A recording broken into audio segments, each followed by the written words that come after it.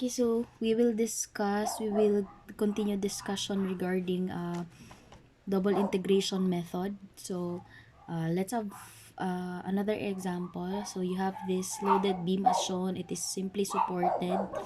Okay, so you have the roller support at this end and hinge support at this end, and say it is loaded with just a concentrated load mid somewhere along the length. So the entire length is, let's say it's L, and then its distance from the left support is A and from the right support is B. So we are going to provide the deflection equation for this section wherein x is from 0 to A. So let's say your x is the location from the left support. So our origin is the left support. So since there are two segments, okay, so we need to provide two deflection equations, one for this segment and the other for this segment, which is from A to L segment. Okay, so we'll start with 0 to A. Actually, we may start with this one. So with that, this is our cut section for the segment from A to L. So with this cut section, our internal moment is positive internal moment is counterclockwise. And then let's first consider from the location of the segment, location from A to L.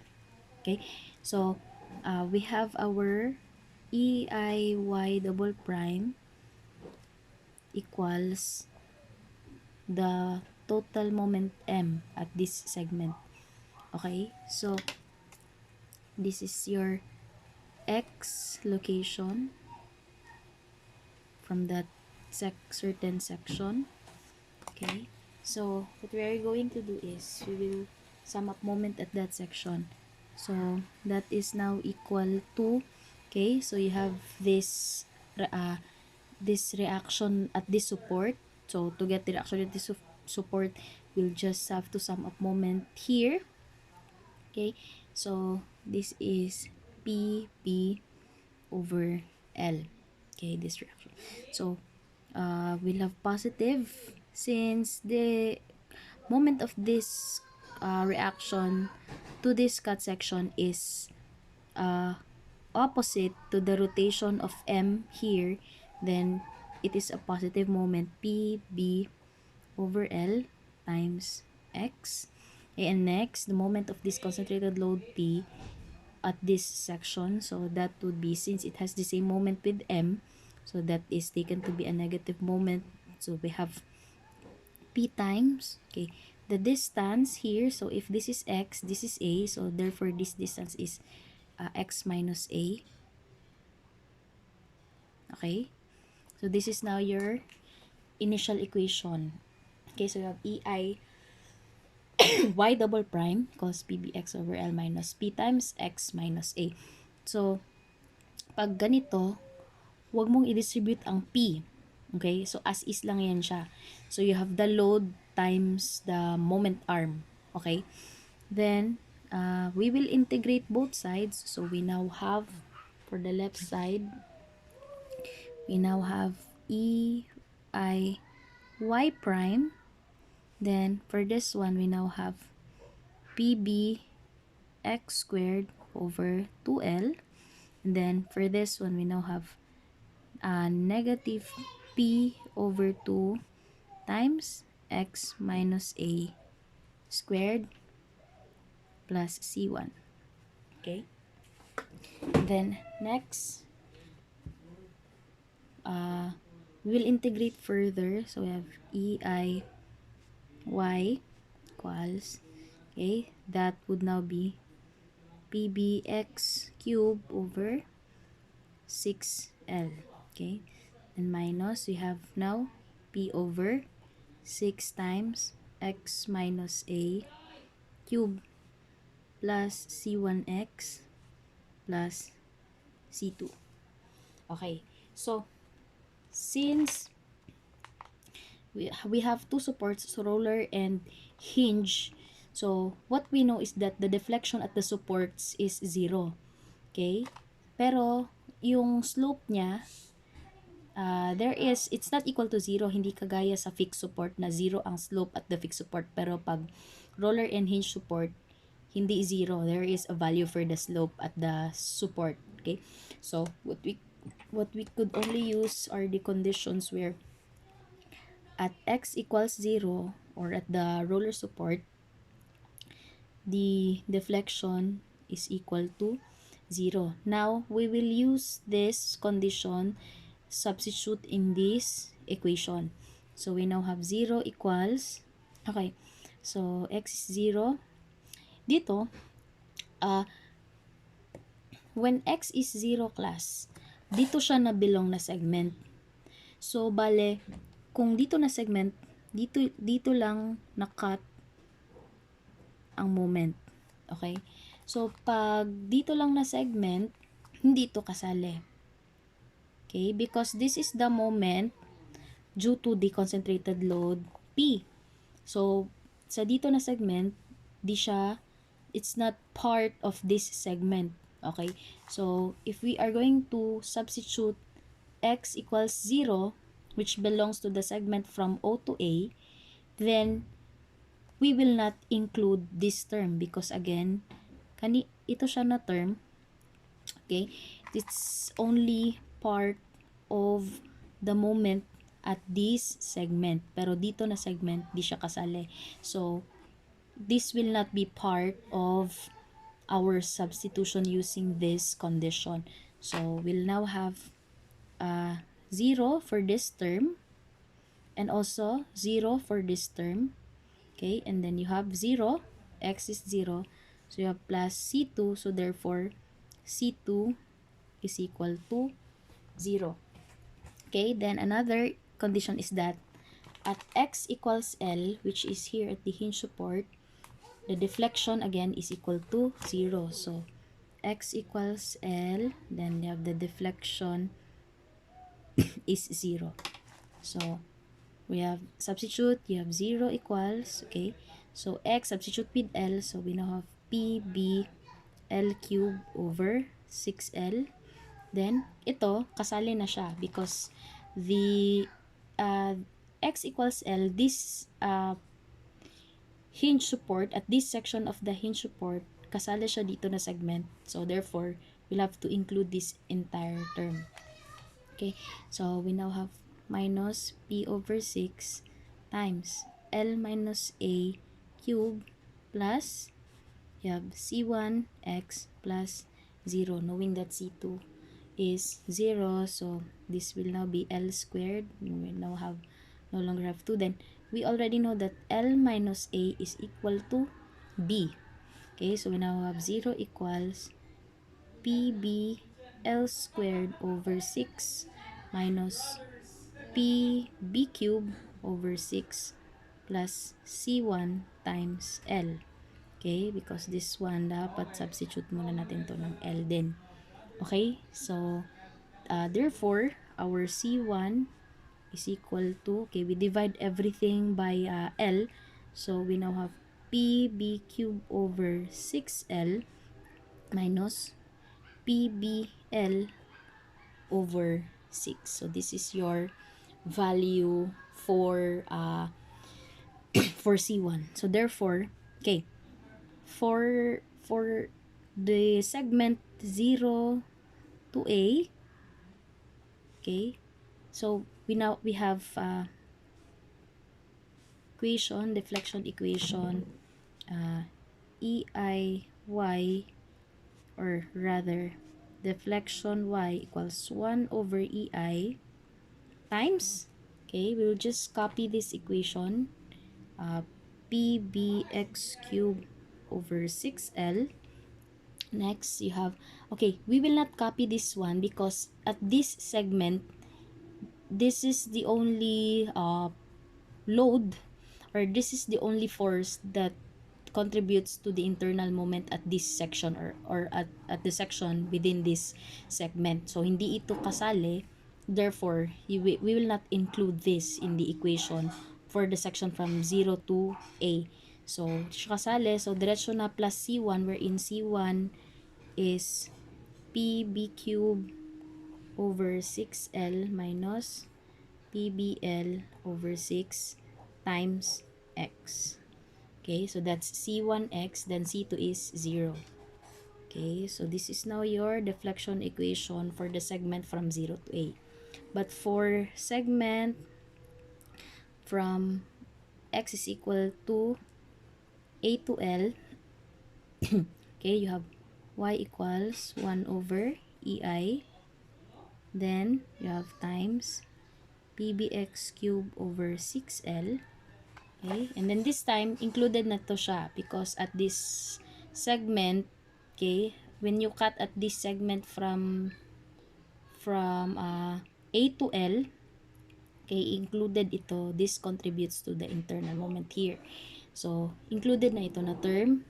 So we now have negative P over 6 times X minus A cube. Okay, yan siya. Then plus C1, which is PB cube over 6L minus PBL over 6, okay, times quantity times X plus 0. So this is your 2 deflection equation.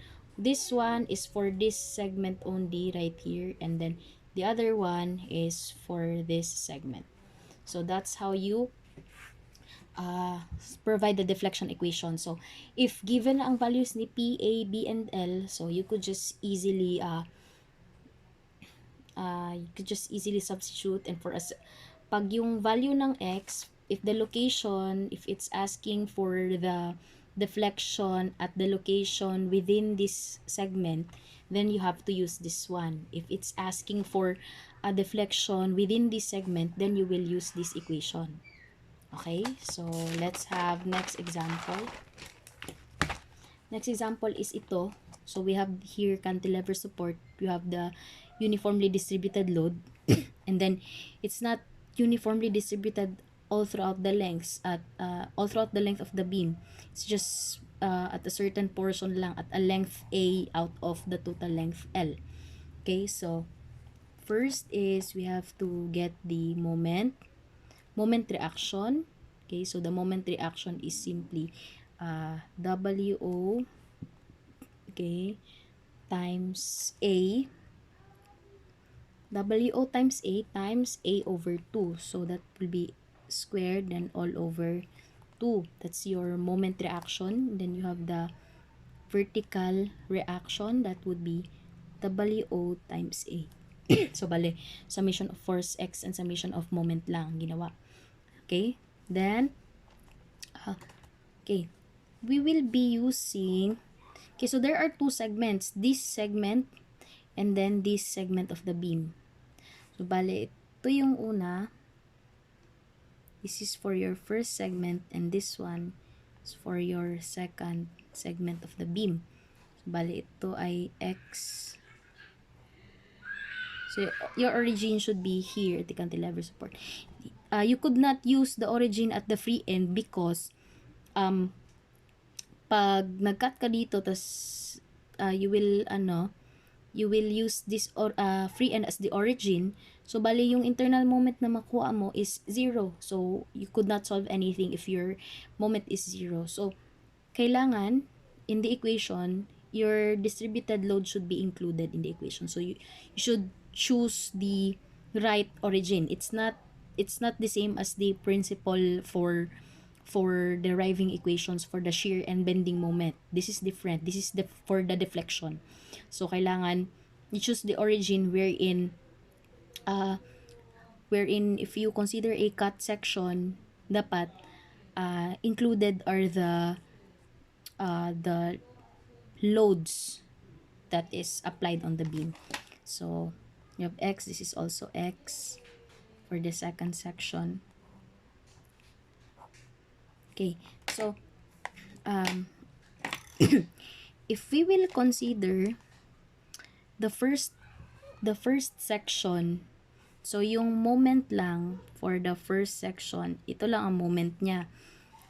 That would be, okay, the internal moment positive is counter.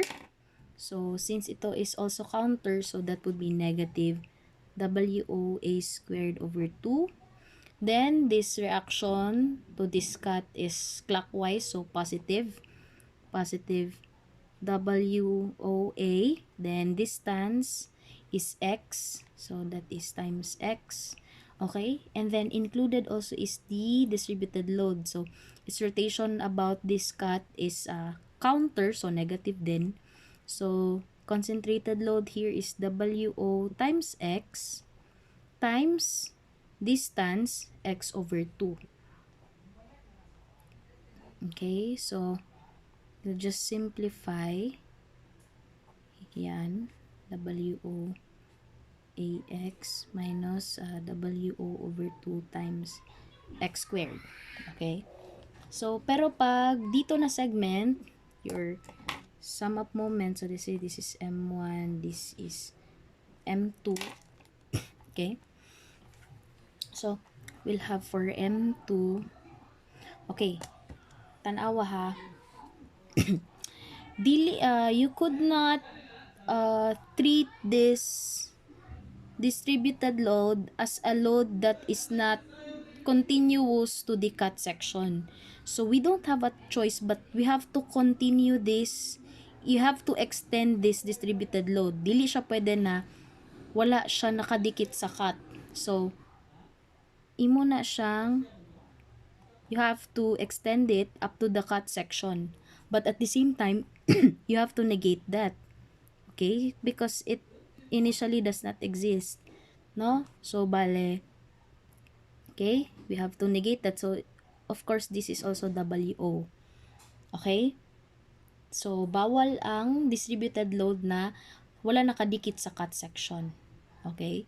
So, in this case, kasali pa rin itong moment due to the moment reaction. So, that's negative WOA squared over 2. Then, kasali ito. So, still at this cut, the distance is x. So, ganun pa rin WOA times x, which is ito din. Okay? And then, for this entire load, isahin siya. Okay? So, this is WO times x over 2. Okay? So, bali, ito din siya. No? So, minus WO over 2 x squared. Then, finally, this load. Ito siya. Okay? The one that is supposed to negate this extended distributed load, the extension. So, the rotation of this distributed load is clockwise. So, positive siya. So, we treat it as positive. So, we have plus. Okay? Resultant is WO times. Okay, if this is x and this is a, and therefore this is x minus a, this distance x minus a. So we have WO, then we have x minus a, and then center, its perpendicular distance to the cut is half of x minus a, so this will be squared and then this will be over 2. Okay, so see the difference. If we want to get the deflection along this segment, we will use only this expression. But if we want to get the deflection at this segment, then we have to use this entire equation. So for convenience, ito na ang gagamitin natin. Okay? Kasi if we are going to look for the deflection along this segment lang, so bale, we just have to exclude this one. Ganun lang. So, we'll have now EIY double prime equals, okay, we will use this negative WOA squared over 2, then we have plus WOAX minus WO over 2x squared plus WO over 2x minus a squared.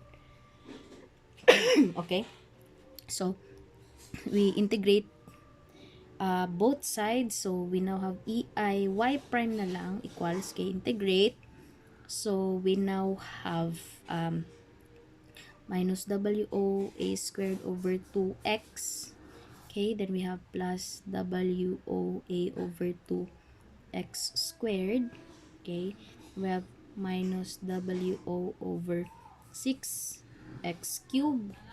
Then for this one, we'll have WO over, okay, 6x minus a cube.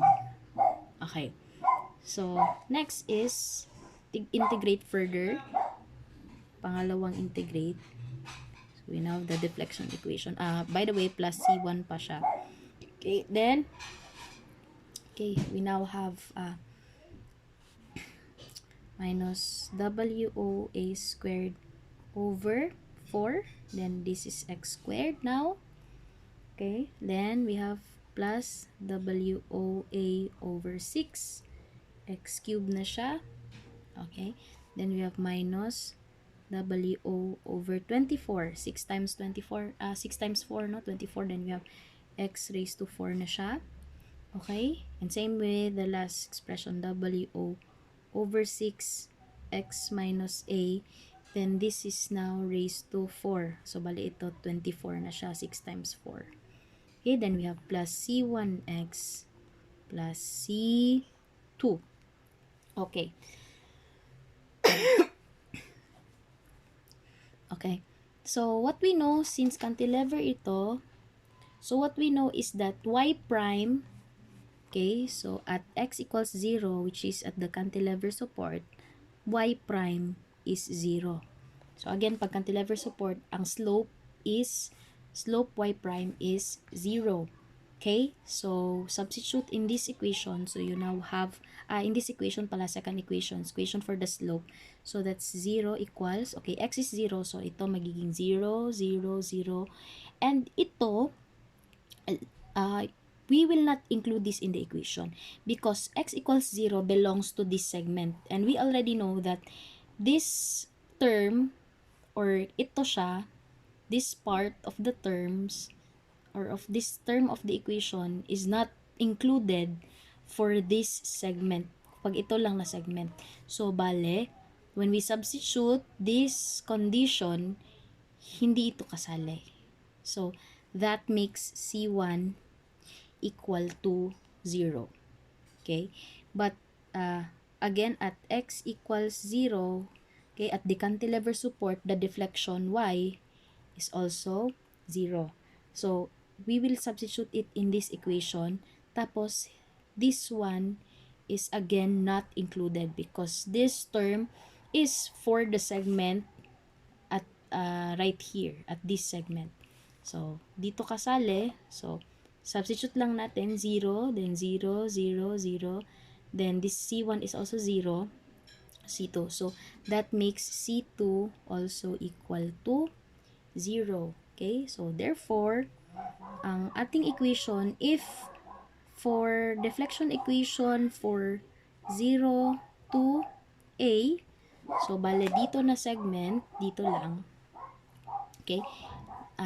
Just copy this one, wherein we already know that C1, C2 is 0, so this is no longer part of the equation.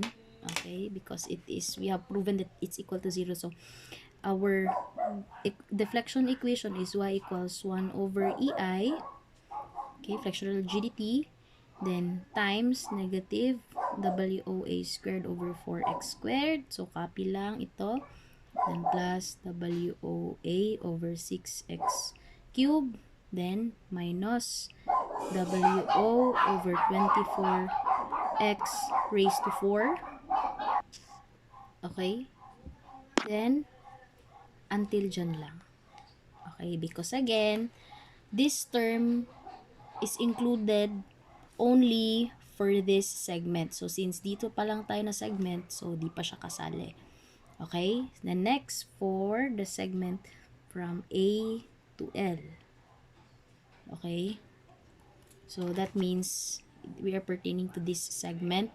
So, same lang siya, copy lang, pero the difference is that may madadagdag lang na isa pang term. Okay, minus W over 24. X raised to 4 plus. Okay, dagdag na ito. Kasalin na ito. Ito na part. So, x minus a times raised to 4. Yan. So, this is how you solve for or provide the equation for deflection. So, if you know already have values for A, W, O with this kind of loading, you could just easily substitute and substitute x for a certain location. So, if it's within 0 to A, then you use this one. If it's within A to L, then you use this one. Okay, so that's it. I'll be giving you plates, so I hope that you will be able to answer it at home.